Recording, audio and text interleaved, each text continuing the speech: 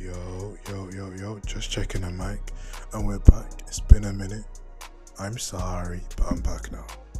Right? Because Ilia Topuria, he brought me back. He gave me hope.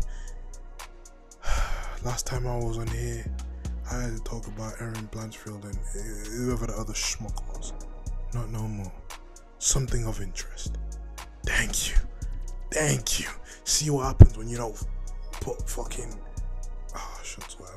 bums and whatever in these fights. You've got Ilia Marauder, the guy comes for chins. He's sick in the head. Right, we're power scaling him. Everyone's talking about, man, I think Ilia would do really well against Patty and Floyd. Oh, Armin Suyuki is really more deserving. Shh. I'm not trying to hit any of it. We can't power scale this guy as a regular human. No. We've got to take this guy as the villain he is. The guy was out here celebrating before. He was acting like an anime villain. I cry for you. I need to destroy you, but it'll make me harder. Like, the guy's sick in the head. But we need that. And people are gonna, we wanted Ilia to lose. Why would you want Ilia to lose? We need blood in these divisions. We need fresh blood. Fresh blood. I'm on my Carti stuff. I feel like a vampire. We need flesh. Okay? Look at that division. Apart from Armin and Paddy, the rest of these guys are OGs. They're about to retire. Just engage. He's been threatening his retirement for how long? We don't care, Justin. Go. You're not getting the shot. I don't care how American you are. But yeah. Plot armor.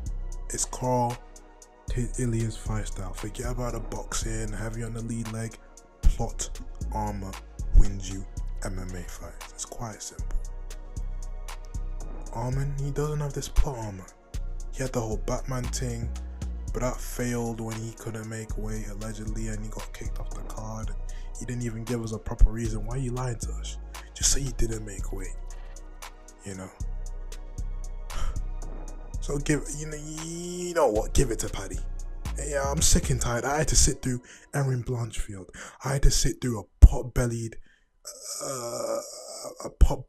schmuck and a cult leader in Azerbaijan. Okay, it was a decent fight, but a pot-bellied schmuck doesn't always do it with his feet. Okay, you talk about two left feet. I'm pretty sure he's got paws or something. Nothing works for him. I don't care. We deserve a Paddy fight. It's not gonna be good, interesting, or look entertaining, but we deserve the run-up. We deserve press conferences that are actually entertaining. Even Dana's phoning it in. Dana's out here, gooning himself off the Canelo and Crawford. Oh my God, I've never worked this hard before. Again, you've got a whole company that you built, but you left it. So you can't trust these guys. You left your day one girl for this new thing that doesn't even want you there, bro. They were out there trying to dole you out in the beginning. I remember, I saw this. They didn't even want this guy. Man. But that's something for another day. We're on the topic of Ilia and Charles. Charles got done like a baby breedable lamb the way he did. Everything was so inevitable, but we couldn't believe it. We had hope. Right, but to Charles's, maybe not his credit, but if we were to look back on Ilia right now, say he was to retire, let's put an objective lens on the situation. He is a 5'5". He's probably one of the greatest 5'5" guys of all time. Okay, yes, he wears heels. Playboy Carti wears heels. Okay, that means anybody can. But let's be real. Think of other 5'5" guys in history. Joe Rogan, Kevin Hart, Beetlejuice, Hornswoggle. Who was that? The one that used to be in Logan Paul's videos. Napoleon. I don't know how tall he was. Probably one of these little jesters. Anyways, I'm getting sidetracked. The point is, career retrospective. Is his legacy? Everyone's talking about, this is the greatest 3-fight run I've ever seen in my life. Oh my God. Is it though? these guys, on paper, objectively, are all past their primes. Now, that doesn't mean they're washed. I didn't say they're washed. Past their primes, it's just an objective thing.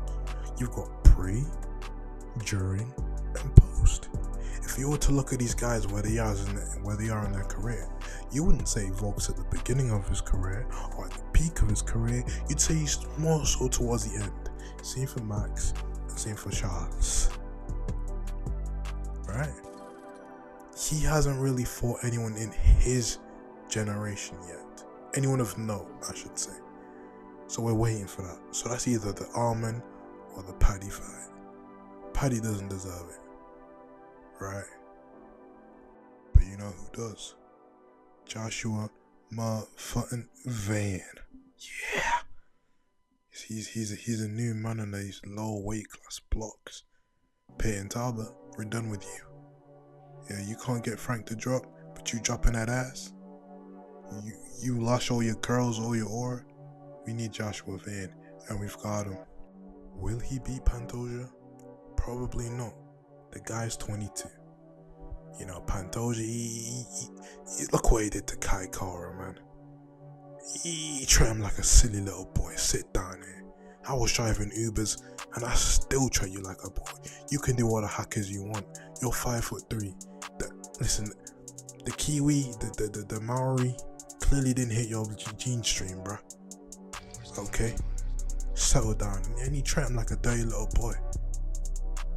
Joshua, though, he's a violent guy. He's Burmese. You know what that means. He's one of them. He's a mountain Asian.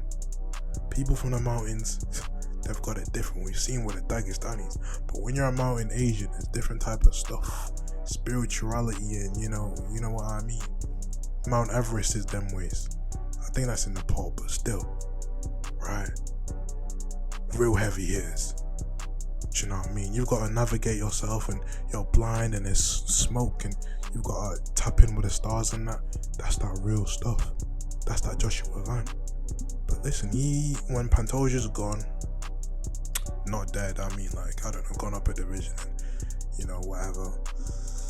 He'll be the guy in the division for sure, man. Entertaining fight style, can speak English. Do you know what I mean? Pantoja, what does he need to do? I mean, Pantoja, man. You want me to be real? I'm the most in-tune casual, so I don't really care what he does. That division is pretty much dead to me. The dwarf division. Manel Cap, where is he at? Manel Cap, he came on the scene talking this whole bunch of grease, calling everyone slurs and that. Where have you been? You had that little joint with Makayev, you shit the bed. That was your up. You were screaming down his door. Da-da-da-da-da. You did nothing. Now you're just on Twitter bears on some Paulo Costa thing. Oh, Paulo Costa. Don't even get me started on him. I better stop before I get onto this guy. But yeah, I'm back and I'm staying here. I'll do a video tomorrow or the day after. But yeah, like, comment, subscribe. Shit, I don't know what people be doing nowadays and bitch.